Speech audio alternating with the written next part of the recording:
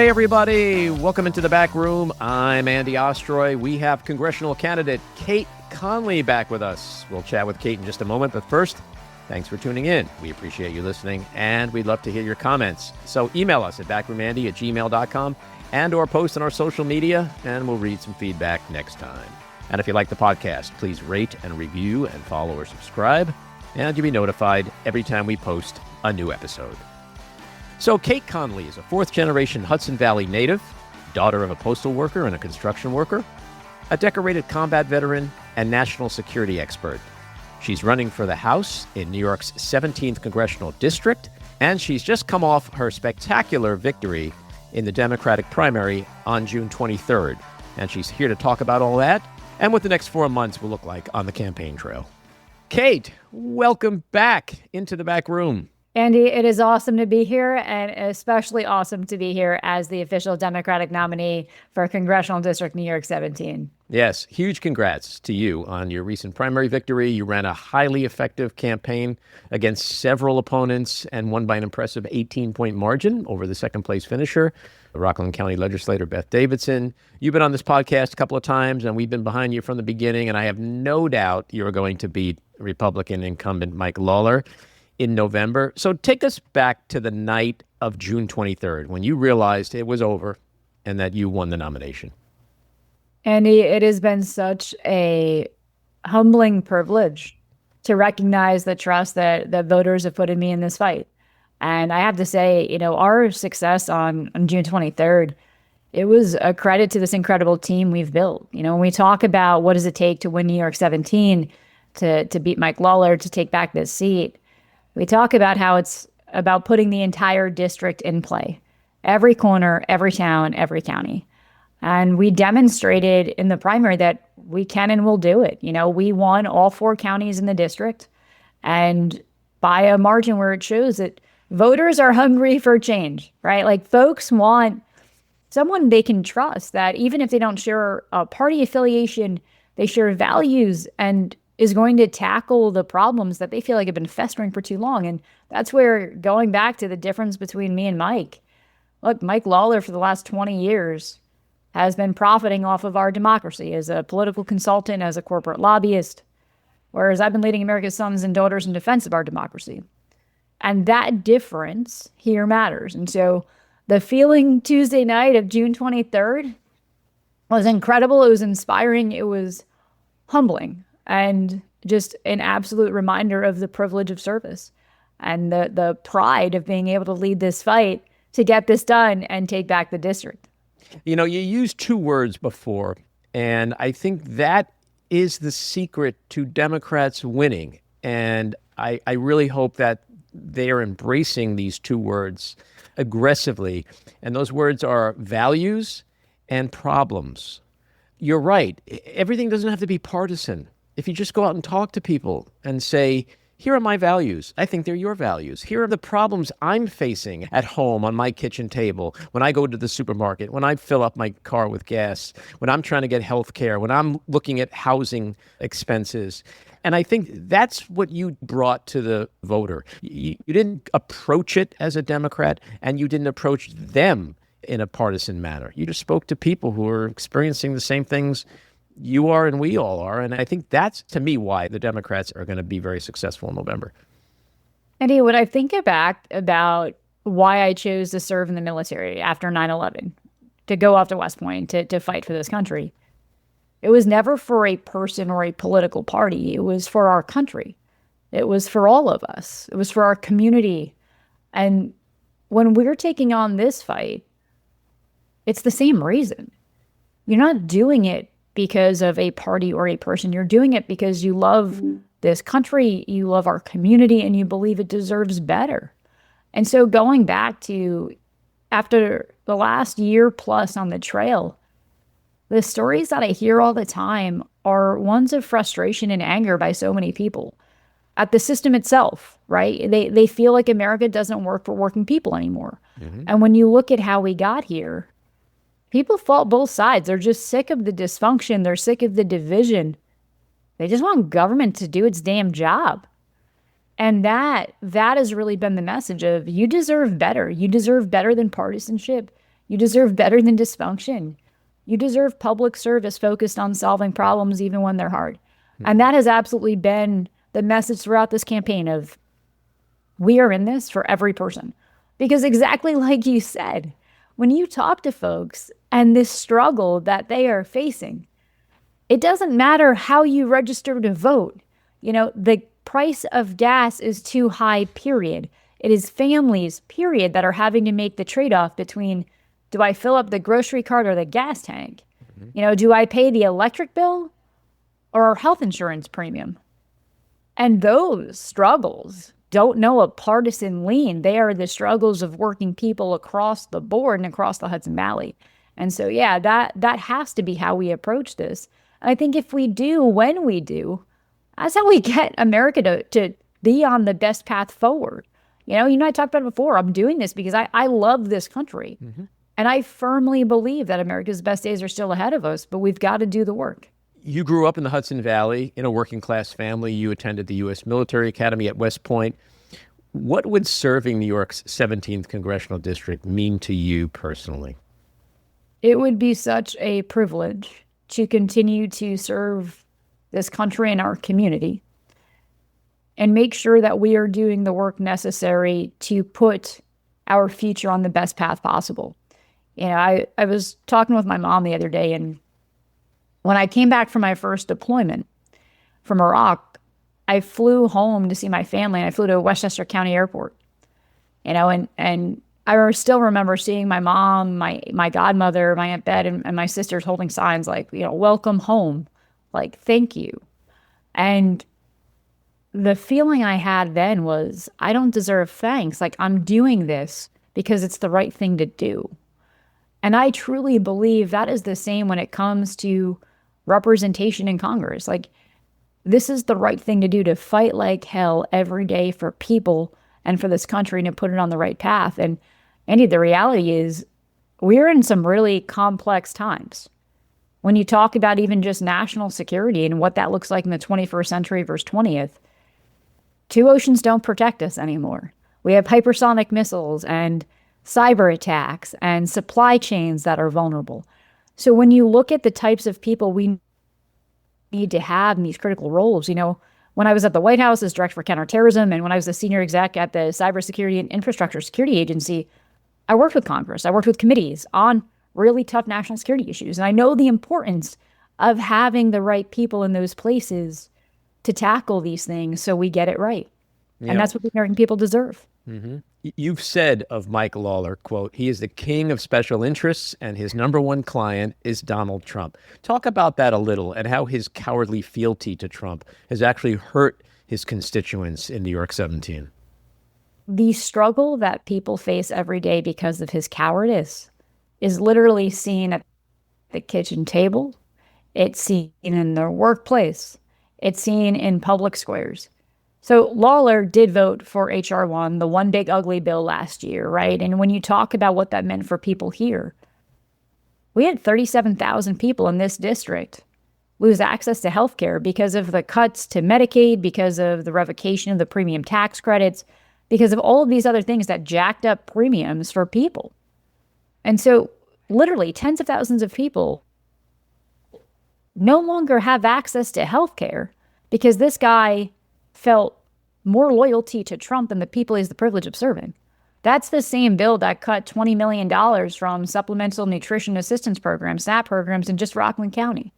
That's the same bill that forced federal funding to stop going to Planned Parenthood, the largest provider of healthcare to women. And let's be very clear, when we're talking about healthcare to women here in the Hudson Valley and Planned Parenthood, Hudson Valley, Peconic, the chapter here, they have 11 brick and mortar clinics, 2 mobile. And in 2024 alone, they provided over 94,000 annual assessments, pre-cancer screenings, and diagnostic testing.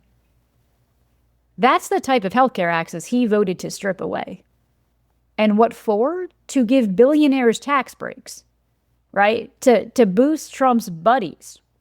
But it goes beyond that. I mean, Andy, he also, when you talk about the war in Iran, he has voted 4 times against the War Powers Resolution to give Donald Trump a blank check with this war in Iran, when they continue to demonstrate incompetence, that is literally resulting in us paying the price, whether it's the loss of American service members or us now having to make trade-offs just to fill our gas tank to get to work.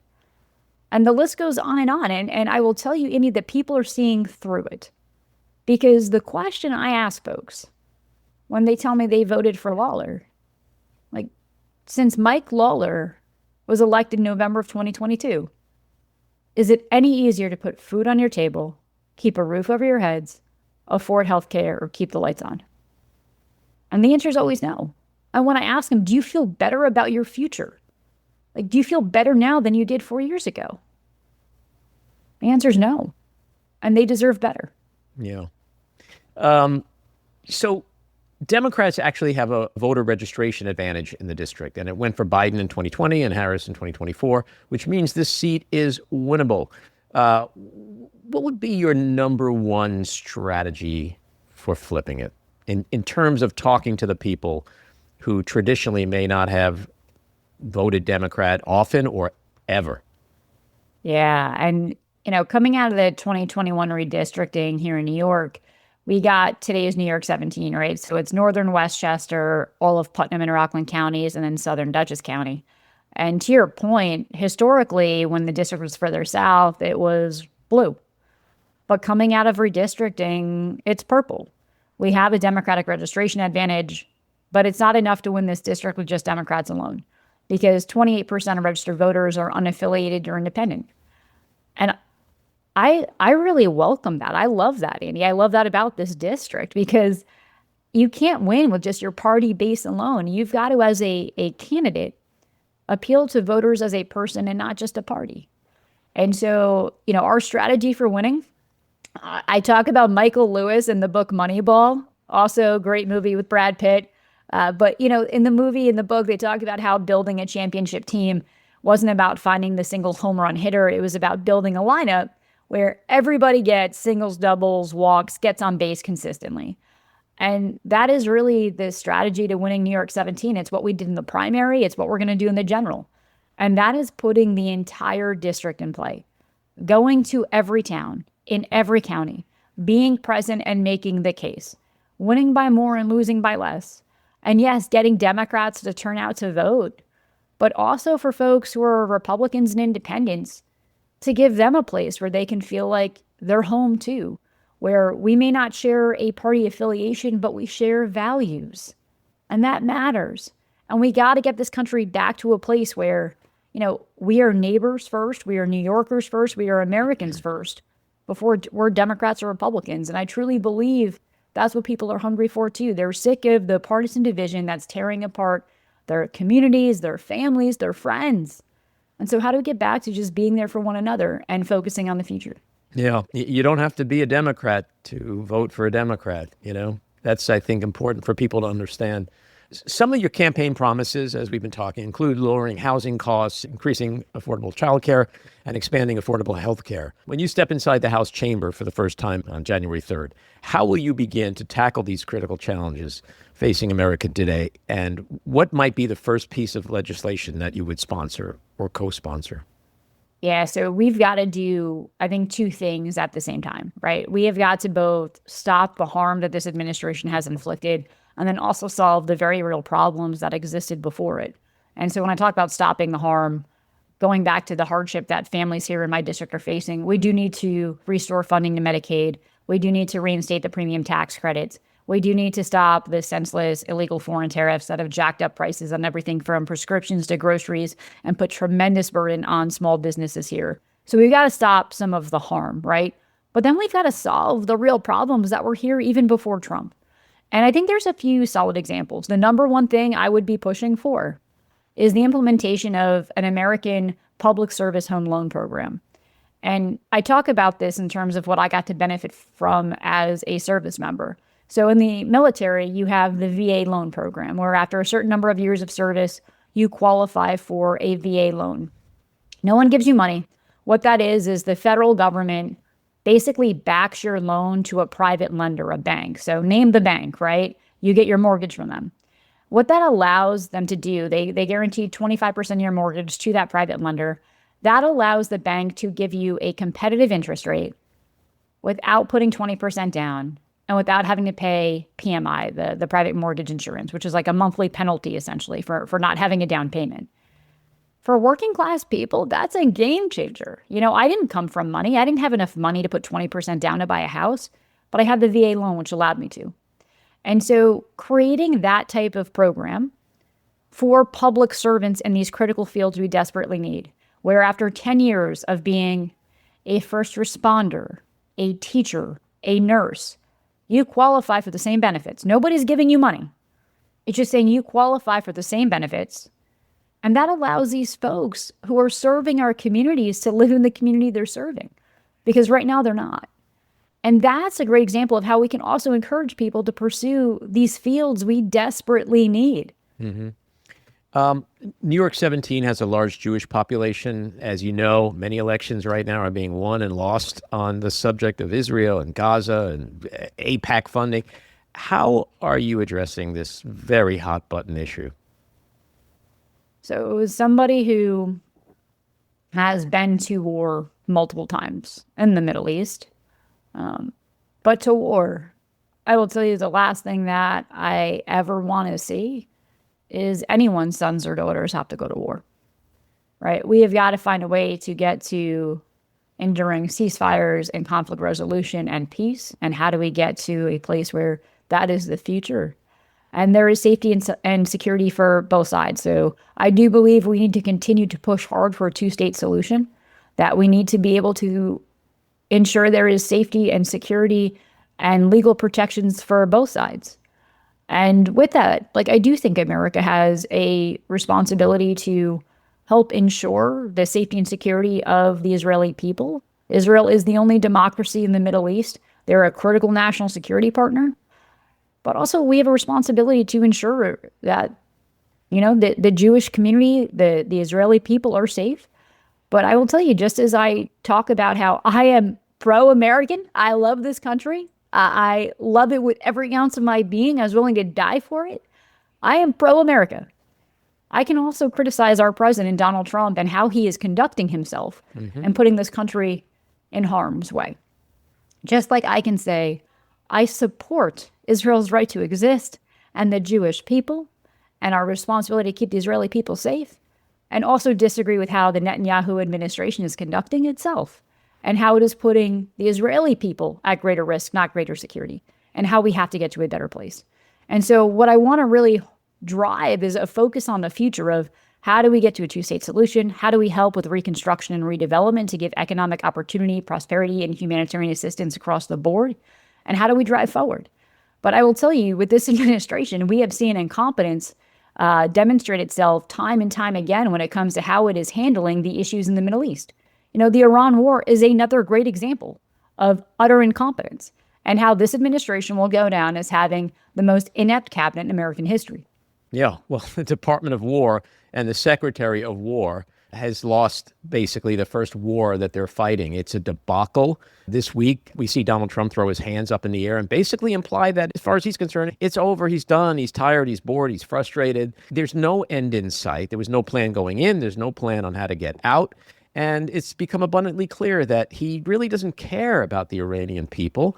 He doesn't care about the American people. He doesn't care what the cost is in human lives to our soldiers. He doesn't care about the $100 billion plus cost attached to this war.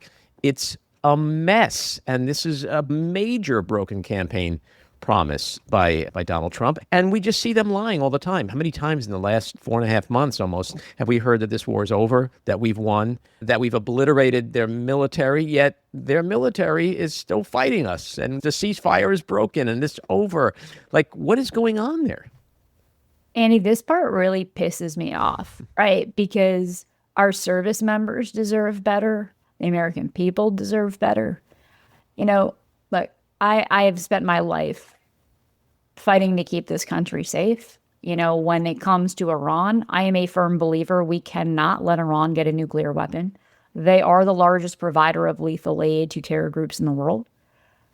But how we saw this administration conduct this conflict is just incompetent and a reflection of the recklessness and haphazardness in which they approach everything, which again is making America less safe, not more.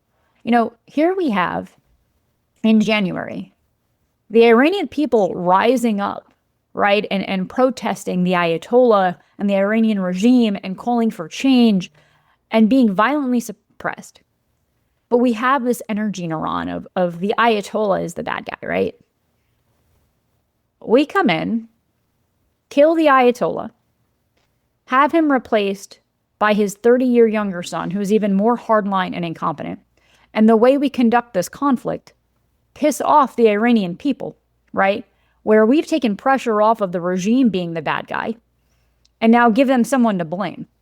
A regime that couldn't even get water to its second largest city, right? And when we think about the long-term best interests, this guy, why is he any more inclined to put Iran and America on a better path over the next 20 and 30 years as he rules? He just saw his father, mother, wife, and son killed. Mm-hmm. And so this goes back to the way we prevent Iran from getting a nuclear weapon in the long term is by ensuring the Iranian regime is committed to not pursuing one. And that is not something that we can achieve with just periodic military pressure alone. I say this, I supported the strikes that the administration conducted last year, targeted strikes on the nuclear development facilities, because I believe we can't let Iran get a nuclear weapon. The problem with how this administration conducted itself. Yes, there are short-term military tactical successes because we have an incredible military, and they will execute those. But we have not achieved the long-term strategic success in terms of making sure Iran is less likely to get a nuclear weapon. In fact, the terms of the negotiation that they're talking about are worse than the JCPOA 10 years ago. And oh, by the way, Iran did not control the Strait of Hormuz before this conflict, and they sure as hell look like they do now. Again, this administration talks a big game, but when it comes to actually delivering and executing, we have seen incompetent after incompetent outcome. And this is where people deserve better. Our service members who are paying the price, who are over there deployed, spending time away from their families. People don't talk about this as much, but these are service members where these weren't forecasted deployments. You have folks being torn away from their families for prolonged periods of time with no end in sight. And they deserve better than this. And that's the part that really pisses me off. Yeah. Well, we've talked about affordability and all that goes with that and how important that is to your constituents in New York 17 and elsewhere across the country. When you're out campaigning these next several months, these next 4 months, how do you balance that with some of what we've just been talking about, which is holding this administration accountable, not just for the incompetence, but for the corruption? Yeah. And that's the other thing. When you talk to folks about, what they're thinking and feeling, there is a frustration and almost desperation along the affordability crisis where they just feel like there's no relief in sight. But the other part that they're really pissed off about is they feel like the corruption is what has enabled government to be this dysfunctional and not solve problems. And this administration, the amount of money that the Trump family has made, where they're talking about $2 billion in cryptocurrency benefits alone, they're literally, the Trump family is making billions of dollars exploiting the government, exploiting our country. It's just fundamentally wrong. And all of his buddies who are getting their pockets lined, even when we're talking about Venezuela, Trump coming out and saying, well, we may do a military incursion so that, the oil companies can get back in there. It's bro, we know this is all about your billionaire buddies you're trying to hook up. And so, yeah, people are really sick and frustrated over the corruption they are seeing, on the fact that the only people Donald Trump is delivering for is his family and his friends, and literally at the expense of the working people. And so this goes back to when Democrats take back the House, we've got to do both, right? We've got to stop the corruption. We've got to make sure that Trump doesn't get to do what he did with H.R. 1, where he gave the largest tax break to billionaires in America's history while screwing over middle-class America. But we also have to actually develop and deliver real solutions to help people. Yeah. Well, this is an important subject. There's been a few victories by Democratic socialists these past 2 weeks, mainly in New York City, another in Colorado. And Republicans are now pushing this false narrative that the party has been taken over by socialists or communists, as Donald Trump is calling them. This is despite several victories the same night as yours by other moderates, including former Congressman Ben McAdams in Utah won, and former Navy Admiral Nancy LaCour in South Carolina won. This is the important part. These are victories, unlike those in New York, that can actually move the needle in flipping the House. So what do you make of all this socialist fear-mongering? Republicans know that accountability is coming, and their playbook has always been fear. You know, the topic of fear may change, but fear is what they run on. And so they'll continue to try to stoke it. And this is their next effort. This is the next issue that they're going to try to stoke fear around in 26. But I'll tell you, voters see through it too. To your point, voters in New York City, elected folks, well, just up here in the Hudson Valley, Democratic primary voters also elected a proud American, West Point grad, and 16-year decorated Army Special Ops combat veteran. Mm-hmm. And so the commonality that I see in what is happening, though, and I think we saw this last year with Mom Donnie's election, people are sick of dysfunction and the status quo. They want new leaders to come in and say, we will do different. We will not accept excuses. We are going to deliver. And I'm going to fight like hell for you. That spirit and essence and authenticity is what I see the commonality being across the board.